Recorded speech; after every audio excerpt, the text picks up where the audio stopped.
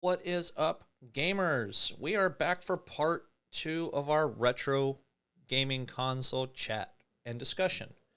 So, last time we talked, we got all the way up to about the fifth generation of game consoles. We did touch a bit on the fifth generation.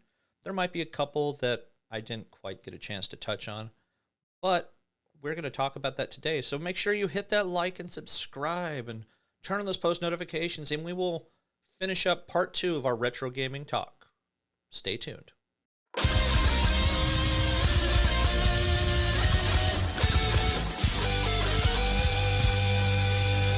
We are back once again for part two of our retro gaming talk. So, back to the consoles. Now, there may have been one or two consoles, maybe a bunch of consoles I really didn't touch on. I mostly talked about the bigger names for the game consoles that are out there for people. I know I kind of missed touching on the Atari Jaguar, but really Atari doesn't even want to talk about the Atari Jaguar. But if I didn't talk about a console that you liked, such as something like the Bandai Playdia that never came to America, then post down below and tell me what you think about those different kinds of consoles. Next generation we're going to be looking at is going to be the sixth generation of game consoles. We're talking the PlayStation 2, the birth of the Xbox, Dreamcast, and also the GameCube. GameCube was a great but funky kind of console. Did I like the controller? I was not a big fan of the GameCube controller, nor was I a fan of the actual Nintendo 64 controller.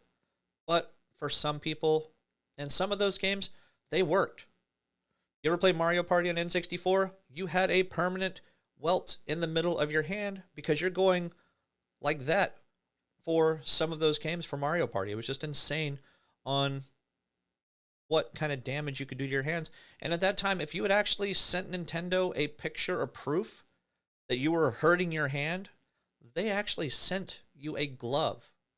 That is right. They sent you a glove to put on your hand to protect your hand, as opposed to you going out and spending $10 or $20 to buy yourself a pair of gloves or workers' gloves or something like that that would actually prevent your hand from having a permanent welt. That's all I can really just say is just a big, deep sigh. GameCube, they also had the unique looking controller as well, which I have each of those consoles back behind me as well. But I don't think the GameCube had the staying power that you were looking at with the Nintendo 64, even though you still had Smash Brothers on both of them. There was just something about the GameCube that didn't resonate quite as well as the Nintendo 64 for some people. Sega's last console came out in this particular time period, the Sega Dreamcast, which, in my opinion, was probably one of the best consoles of its time. It was ahead of its time. It had the GD-ROMs, the gigabyte discs. They had really, really innovative 3D-based gaming going on there, up to and including Sonic Adventure, Sonic Adventure 2, and there's just so many games that were out there. I mean, you had 4-player capabilities with the Dreamcast right from the get-go. And when I ended up seeing a lot of this stuff for this console at E3, it really resonated well with me. I really, really loved what Sega did. I think really piracy was the downfall of this particular console, though. If the system hadn't been cracked, if they hadn't come out with some of these boot discs that people could just pirate and then you can just straight burn them and pirate the games like no tomorrow, I think the console would have lasted. I think people would have really seen the value in the Sega Dreamcast, and they would probably still be making game consoles to this day. But they were so far ahead of their time that they just did not last. So, PlayStation 2 came out at this time as well. Another great console, and it was a hit for PlayStation. They stomped the snot out of Nintendo and also Sega as well. Now, who else came out at this time? Microsoft came out with their Xbox game console. Why is this important? Well, you look at the Xboxes that are now, they have taken a huge amount of the gaming market because of what they were able to do. They came out with Xbox Live, and not everybody was sold on actually paying a subscription to play games, because for so long we have been spoiled by the ability to play games for free online, on computer, on the PlayStation. Obviously, the PlayStation 2 was free to play games online, but the service kind of sucked. I mean, when you had games like Final Fantasy 12, I think it was, no, Final Fantasy 11 came out, and they came out with a hard drive, and you could play it on there. Being one of the few games that was actually a subscription based, they were actually able to use that money to go towards servers and make it where you had a little better experience. But when you played online on the PlayStation 2 and even the PlayStation 3 for free, you can definitely see the differences between a free service for playing online and a pay service, such as what Microsoft has done with the Xbox. Now you look at all the consoles now, PlayStation and Microsoft, they are both pay to play online now. They don't have a free service to play online. They do have it where you can use a couple applications for free if you don't have these particular subscriptions. Even Nintendo is starting to hop on the bandwagon where you can actually pay a subscription for certain games that you can play as well, or certain services. So gone are the days of memory cards unless you go with Nintendo. Now, PlayStation 3, Xbox 360, and the Nintendo Wii, and even the Wii U are essentially going to be in that next generation of game consoles. I was not a big fan of the Wii or the Wii U, but those game consoles were catered towards kids, and they were also catered towards getting people up off the couch and playing. Grandma and grandpa could play these consoles and have fun. So much that the Nintendo Wii was actually integrated into many nursing homes to try to get people up and moving around, especially when it came to their Wii Tennis and Wii Golf and the free game that they actually released with the Nintendo Wii. Grandma and grandpa could play these consoles and have fun, as well as get up and exercise when it comes to these particular consoles. Not everybody is into video games like a lot of the younger people that would go out and play things like, say, Dance Dance Revolution or Beat Mania or something like that in the arcades, where you get up and you're actually very, very active. Probably one of the earlier ones you're going to get up and move around was Track and Field on the original Nintendo with the Power Pad. Great game. You can get around of actually getting up and running, get on the floor and go boop, boop, boop, boop, boop, boop. So you could actually have a lot of fun doing that and see how fast you can get your 100-meter dash. I know I used to do it myself, and the game, it was like, what are you doing? I don't know what you're doing. Please stop doing that, please. Next generation of consoles we're going to look at is going to have the Nintendo Switch, the PlayStation 4, the Xbox One. PlayStation 4 and Xbox One, they are probably the best current generation consoles, because if you want to currently call them current, yeah, I said that.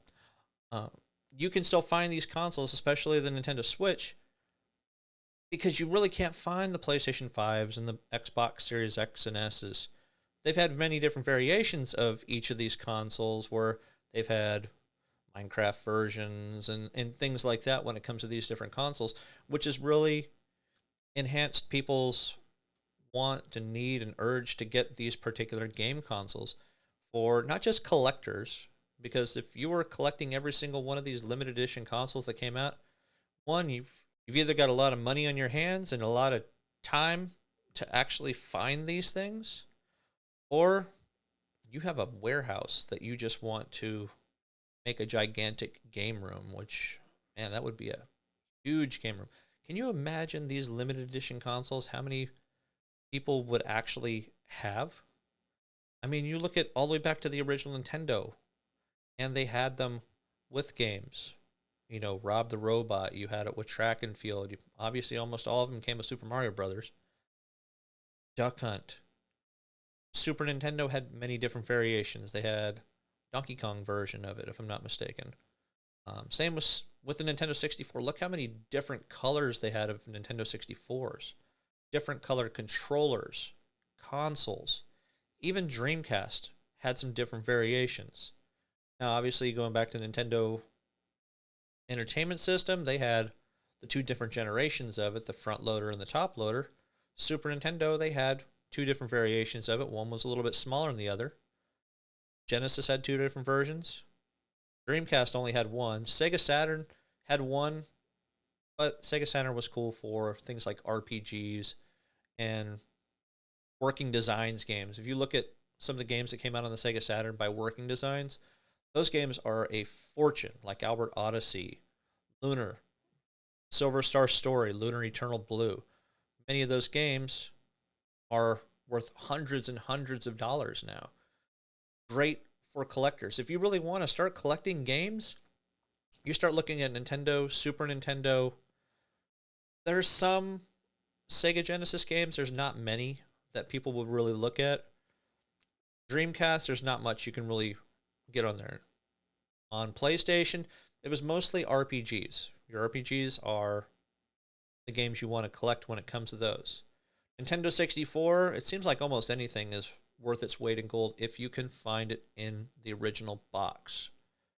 So that's very important. Get your games in the original boxes. Or if you can find the boxes for the games that you already have, that can make them worth twice as much. Now, if they're like sports games, take them and burn them in the yard unless they're like Ken Griffey Jr. Baseball or something to that effect.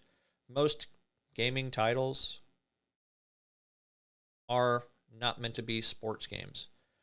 Now, there are a few NCAA football games and basketball games you can get for PlayStation 3 and PlayStation 4 that have been out for many, many years that are worth some big bucks for collectors. So you just have to take a look at which ones you're looking at. It's like College Hoops 2K18, I think it was, or 2K8. Whatever the year was, look them up online. They're going for around about $100 or so. I have a friend who actually just found one the other day for like $3 in a pawn shop. So make sure you check your pawn shops for some of these consoles as well as some of the titles. Go online and find a list. Which games are hard to get? Flintstones on the Nintendo. Holy crap, that thing's worth hundreds, if not thousands of dollars to the right buyer. So that's going to do it, guys. What do you guys think of these game consoles? Now, I'm planning on doing another one for unique game consoles that either never got released or not too many people really know much about. Now, I know I didn't go into the Neo Geo AES, Neo Geo consoles in general, handhelds. This was just a select number of consoles. Now, if you're not familiar with the Nintendo, if you're not familiar with the Neo Geo AES, that's basically the home console version of the arcade machines. With the right adapter, you could actually play games straight out of the arcade.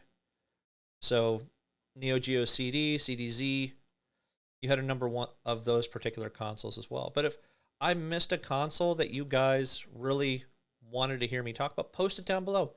Tell me why you love that console. I love hearing stories about why people love specific consoles. I love the Dreamcast because it was the first console I bought on my own. Brand spanking new. So I still have it. It's sitting back there on my shelf back behind me. But I appreciate you guys coming out and watching the videos. Hope you like this two-part series. And I hope to hear some great feedback from you guys. But also make sure you hit that like and subscribe and turn on post notifications so you know when I'm posting and when other people are possibly posting and replying as well. And until next time, guys, game on.